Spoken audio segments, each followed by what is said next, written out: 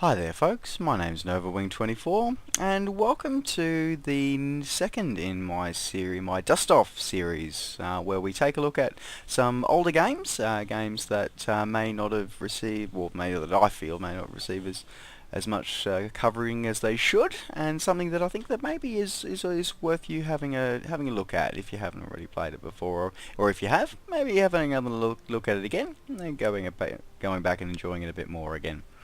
So today, without any further ado, today we have the Hawks game. So this is the first of the two games of the title that were released by Ubisoft. Now this title here was released a few years ago now. It's released and it was sort of almost forgotten about almost straight away. I mean, it did sort of serve a little bit of time. It was most of its popularity was on the consoles, on Xbox. It didn't have as much of a following on PC, but you know, there was still a bit of a following. But I think it was often overshadowed by the Ace Combat series, with the fact that Ace Combat's been going for a lot longer and has got a sort of a far bigger following to it than this Hawk. And it was an attempt by Ubisoft to sort of come in and do something of the same sort of idea, where essentially it's you as a pilot of an elite squadron, basically taking on the world and fighting for all that's good and right in the world. Well, that aside, one of the reasons why I do love this title and why I think that maybe it should be is worth a look for everyone is the story. The story is actually a really engrossing and really deep and pretty damn well thought out story actually.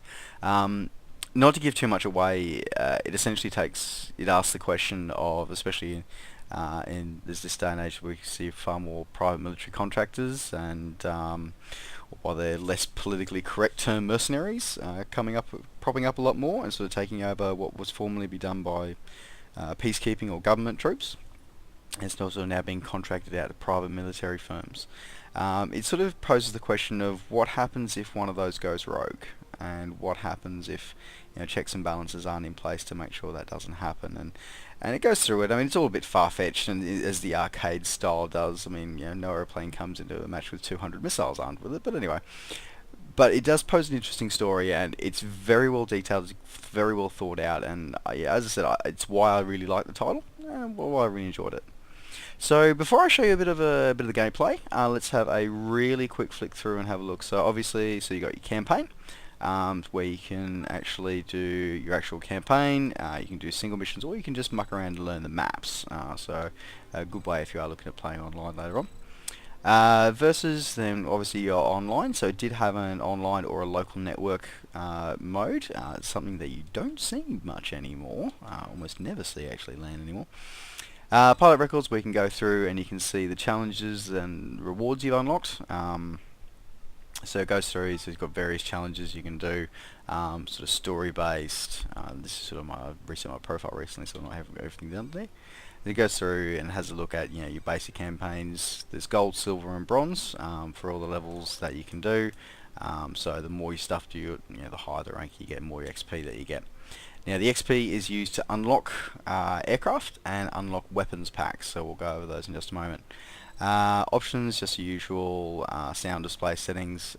This title is probably optimized to play with a controller, though personally for me, and probably if you've seen my video on my Ace Combat experience, I much prefer a flight stick and throttle, which is what I use for this, so there you go. Extras, really cool little thing there. It's got GUI. GUI is one of the actual major sponsors, sort of co-developers of this title.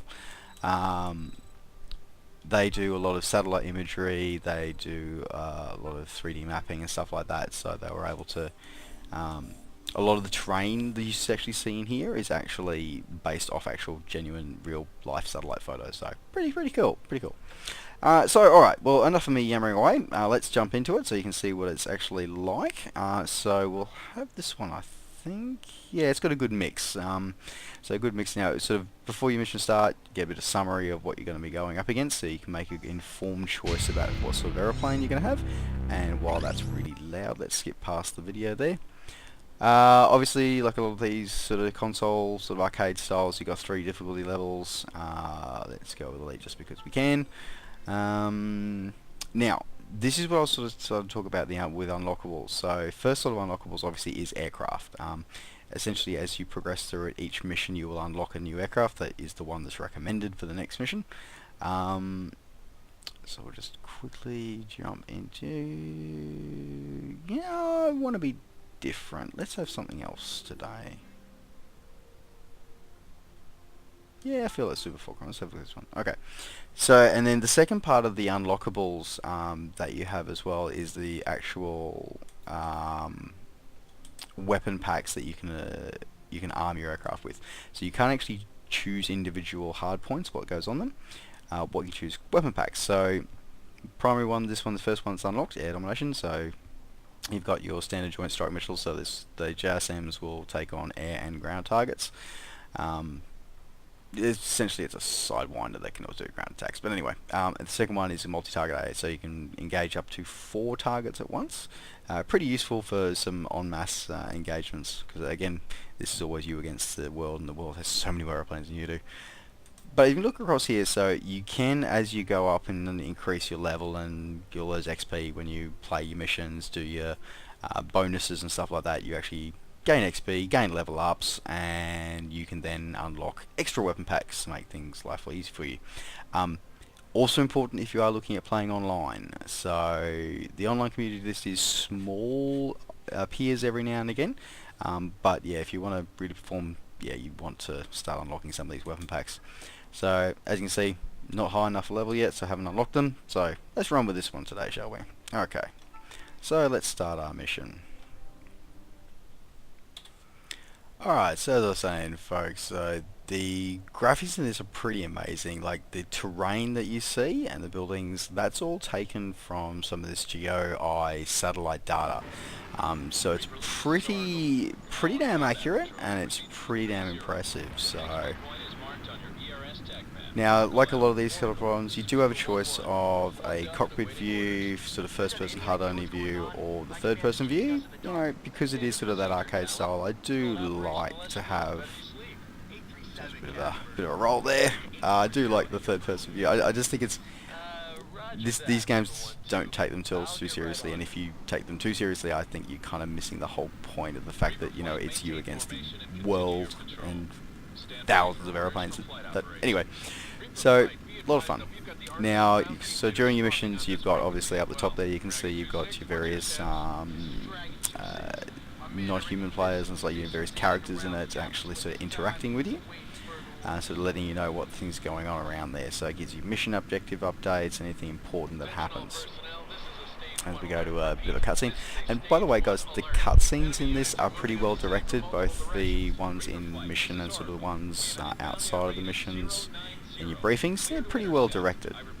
Now, the thing that I really love about this title more than any other of this sort of style that I had is this. Now, this is what they call assistance off mode. Basically, it takes all the limiters out of that are in almost all of these other sort of arcade type titles. You know, stop you stalling, something like that.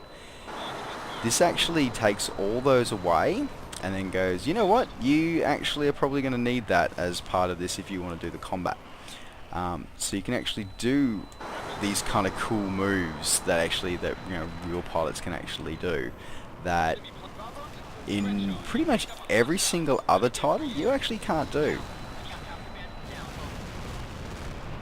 Now, yes, I know for purists, this is not going to say you sort of got to go, no, but you can't actually do this in real life, you can't be outside airplanes. Like, you know what, I just don't care. This is just cool. Like, it makes for some really stunning and really impressive sort of visuals. And just being able to do things like, to actually be able to perform Cobras in a simulation, in an arcade style, that isn't actually the complete simulator experience. That, quite frankly, the simulator experience is fun for a lot of people, but you know what, I'm not one of them unless it's something fun as well. So there's got to be an element of fun to it, and being able to do this kind of maneuvers which you just simply can't do in a lot of those arcade titles. This mode's also really useful for dodging missiles as well, by the way, folks. Alright, so I'm going to sort of just continue on blowing stuff up. And now, the other reason why I wanted to show you this mission is this also shows you some of the other features in this as well, which is where it's about, you can actually sort of go through and actually it's about not just killing airplanes, you've got to kill ground force as well. And then there's this really cool feature here. So this is what they call the ERS, or Enhanced Reality System. Basically what it is, it's a thing that helps guide you into a target. So it's useful for attacking ground targets that are hidden by buildings, for example. You can also use it to intercept air units, so it actually puts you in a position in a sort of dogfight position, which allows you to actually get in behind the enemy, and I think I might go vertical to avoid that missile. There we go, okay. So, sorry about that, I was just saying my own skin there. ERS just gives you the really cool thing now. I know there are actually things like that available for combat pilots at the moment. So it's a nice sort of arcade representation of something that is actually used sort of in real life as well, and I think it's done quite effectively. I've definitely never seen anything as what I think is as fun or as cool as that is. So yeah, I definitely really enjoy that. So as I said before, so you do have accompanied by 2 wingmen. Now you can also order them to actually attack things and sort of help you, so you don't have to do everything yourself. Definitely very useful for some of the missions where you sort of don't know, there's a lot of stuff happening.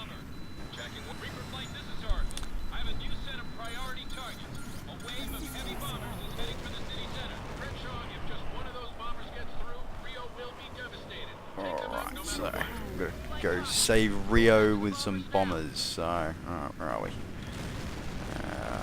Probably need to take them on. There we are. But as you can see from some of the graphical quality here, I mean, this is the DX10 as part of it, because it does have the option of DX10 or just sort of non-DX as well. It does give you that sort of option. The graphics, as I said, pretty damn good. As you can see, the explosion's pretty fun for this kind of arcade thing. The vapor trails coming through stuff as well, pretty cool sort of examples as well, and really fun that when you are starting to stall an aircraft as well, it actually also gives you these really cool sort of vapor lines where it actually watches as the air is disturbed. I mean, that's actually sort of how it works with it. It's disturbed over the airflow and actually sort of reflects that as well. And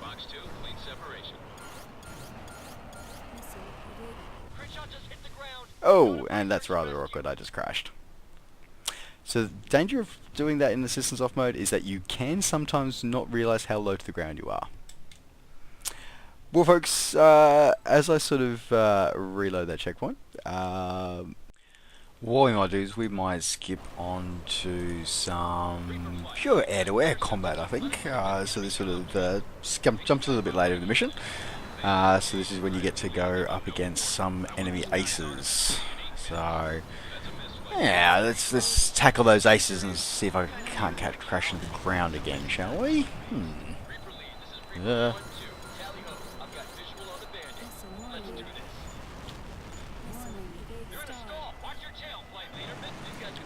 as I was saying about some of the cool sort of, like you do see that wing distortion go through when you are sort of having to stall, and it actually disrupts the airflow.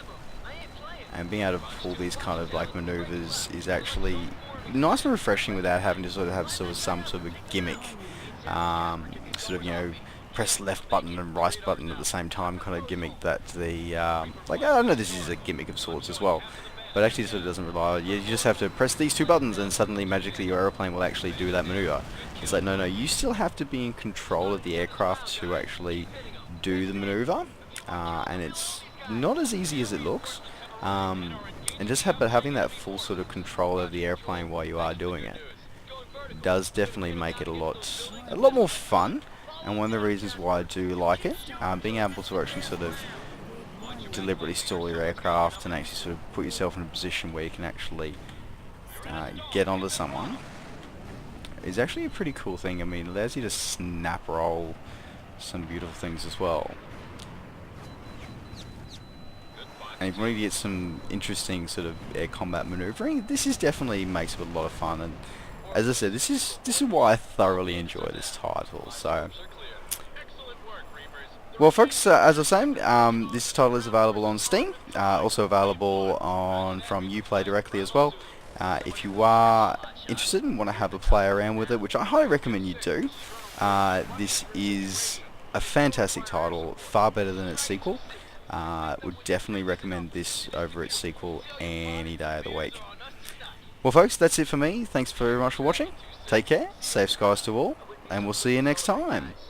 Bye for now.